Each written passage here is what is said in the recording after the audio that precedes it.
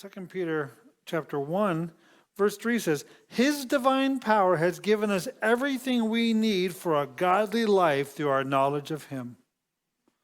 One of the things Peter talks about is that we need to live a godly life.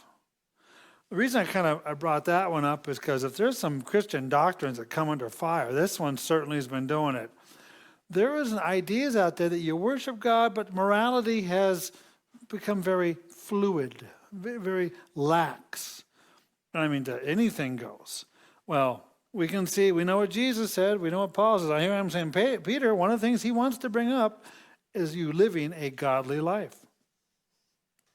Verse 13 in chapter 1, he says, I think it is right to refresh your memory as long as I live in this tent of a body.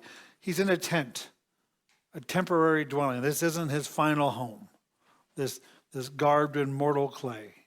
He's going to go on. But as long as he's still around, right, what's he want to do? Remind them. I think it right to refresh your memory as long as I live in this tent of this body. So one of the things he wants to do isn't give them new stuff, but to remind them of the basics. The basics. I've talked before about one verse doctrines. People take one verse. There's not other. I mean, as far as living your life right, I can find all sorts of verses that are kind of pointing towards that goal. You know, as far as Jesus is the one, I can find all sorts of verses highlighting that point. But some people pick a little verse off to the side and try to make a big doctrine out of it or something like that.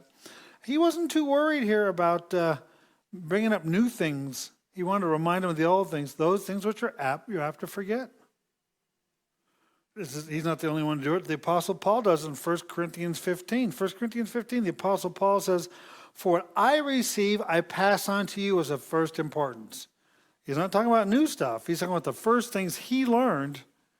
That's what he wants to get across to them. I would call them the basics, the essential doctrines of Christianity.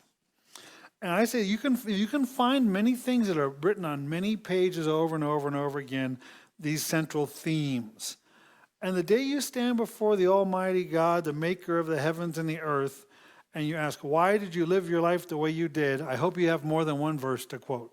You know what I'm saying? I hope you say, well, there's this one verse, and the teacher over here told me that we needed to do this one particular thing.